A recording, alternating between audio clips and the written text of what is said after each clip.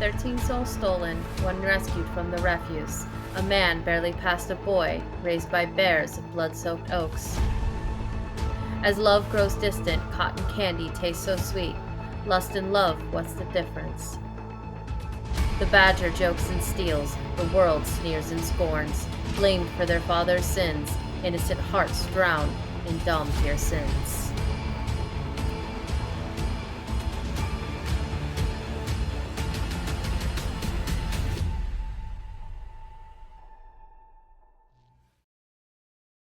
Welcome to Dhampir Sins, Book 1 of the Sacred Beast series by Sarah Euher. 2. The 7 Deadly Sins.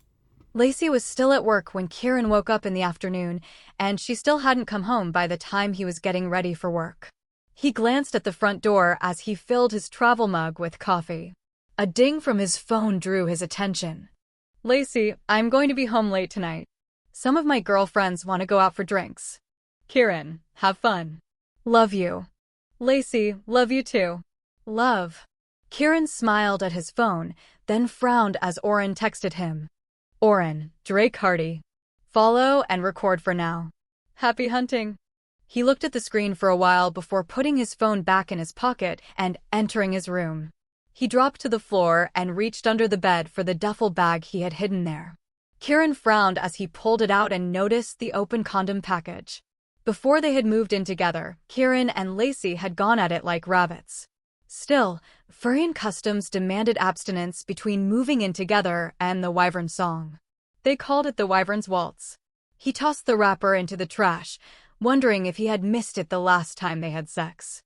The duffel bag held an assortment of knives, a case with twin revolvers, and Kieran's crystal gear headset. He put the CGH on and quickly searched Drake Hardy. Drake Hardy was a rich boy dragonkin businessman, and someone wanted him followed. Pictures of the man flashed across the screen before Kieran's eyes. Tanned skin made the pearly scales of his wings seem brighter as he moved through a life of wealth and luxury with his wife. Damn. He's married to Stacia Hardy, Kieran said softly to himself. Lucky lizard, Kieran remembered all the times he and his brothers and friends would drool over how hot she was in her movies when they first started noticing women. They would still whistle when she came onto the screen in a film. Tall with legs that went on forever and clear skin tanned to a beautiful caramel brown, the movie star's scales glittered like a rainbow whenever she was in the spotlight.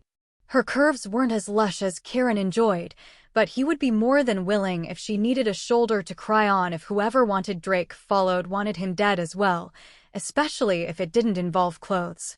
There were no laws against having multiple wives.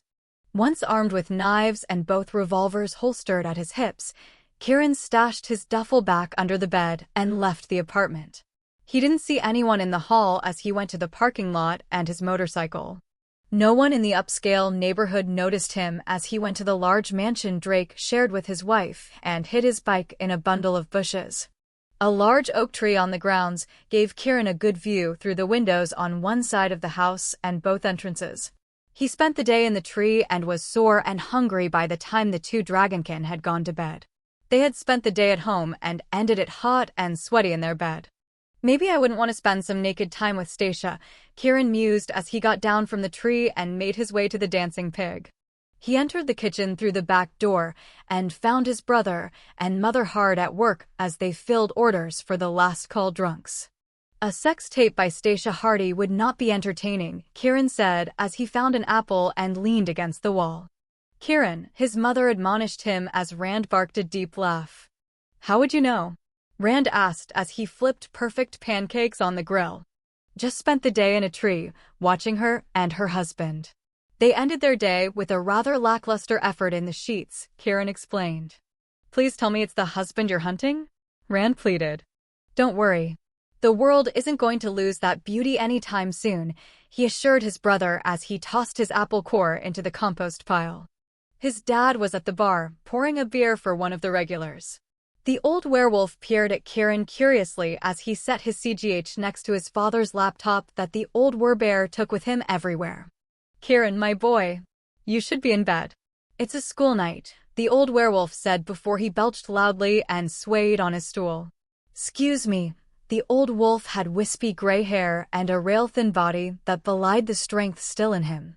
Leathery skin showed his age and the years he had spent in the sun before his son took over the family farm. "I graduated 2 years ago, Mr. Harrelson," Kieran said patiently, pushing the peanut bowl closer to the wolf. "You did?" Mr. Harrelson looked confused momentarily as he took a handful of peanuts and shoved them in his mouth. "He did," Oren said, setting the full-pint glass before Mr. Harrelson. "We had the party here, and you knocked the heads of a pair of humans that thought they could get away with calling my boy Fonger." Mr. Harrelson scratched at his bearded chin, and his brown eyes lost focus as he sifted through his memories. They hardened with anger, and his nails slowly became claws as his hands shifted. "No one can abuse Kieran," he growled. "No one does," Kieran said, gently touching those furry-clawed hands. "You made sure I could take care of myself." Mr. Harrelson's eyes focused on Kieran, and he nodded. "Yes. So talented with knives and firearms. You keep your blades close to you," he instructed Kieran as he nodded to himself and drank his beer. His hands shifted back. "How did it go today?" Oren asked as he resumed polishing glasses. "Boring. He stayed in the house all day," Kieran said as he grabbed a towel and began to help. "You eat anything more than that apple?" "No."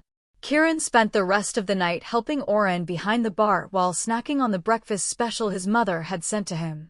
He left earlier than usual to wake up earlier and tail Drake. Lacey was already in bed when he got home, and he quietly undressed and hid his weapons before he crawled under the covers with her. He breathed deeply of her clean scent and freshly shampooed hair.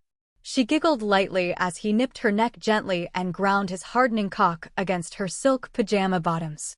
He missed when she would sleep naked next to him, smelling of sweat and sex with him. "Please," he whispered. "It's been too long. Maybe tomorrow. I need to go in early again in the morning." Kieran sighed and held her close as he tried to fall asleep. The next few days were spent in agonizing boredom as he tailed Drake Hardy around the city. He even managed to slip into a few of the man's business meetings unnoticed. He felt a little bad about recording those. Nothing he heard in them while hiding in the shadow of a corner plant painted the business as anything other than what it was. A clothing company that donated money to medical research and orphanages. The guy seemed to be exactly how he portrayed himself to the public. The maybe later from Lacey still hadn't amounted to anything. Even when he woke her 20 minutes before her alarm by tasting her through her silk jammies, she had gotten mad about him ruining the silk and flat out told him no when he practically begged to devour her until she came for him. After 2 months of nothing, Kieran was frustrated and would even settle for the lackluster sex he had witnessed between Drake and Stacia. Why do Furians torture themselves like this? For 3 dull days, Kieran followed Drake silently, and the Dragonkin didn't do anything interesting until he entered the red light district in the ebony playground of Exagora. When Drake entered the stylish 7 Deadly Sins, Kieran's interest was further piqued. The strip club/brothel was owned by Lucifer Bonwings, one of the Sora 6 and an incubus. "I see you." Kieran sighed and reached for his wallet as he faced the bouncer. Color bled back to the world as he stepped out of the shadows. Tall and athletic, the other man had amber eyes and fair skin like Kieran, but his hair was a rich chocolate brown. "You know the rules, Shadow Walker.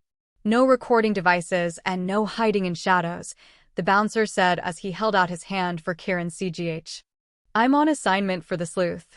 Someone hired us to trail that Dragonkin," Kieran said evenly. Out of the shadows, the succubus magic of the dancer on the main stage hit him.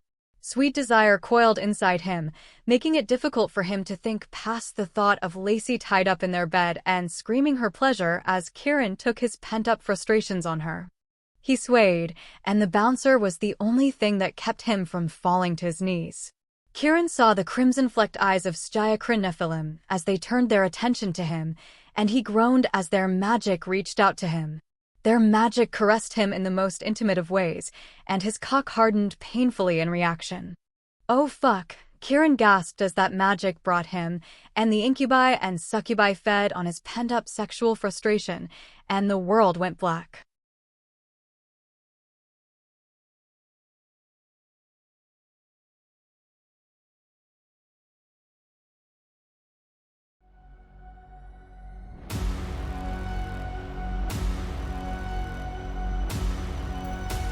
Enter the world, but tread with care. Those roots remember every prayer.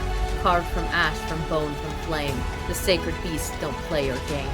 Here change comes, swift on silver wing, with dragonflies that bite and sting. Truth flickers soft and sharp as steel, and every wound must learn to heal. Don't come armed with hollow lore. This world won't let you fake the war. For those who think they understand, you'll bleed the fastest by your hand. So read and ache, be torn apart. These stories rise from broken hearts. With grit and teeth they scream and soar. You've never known a world like this before.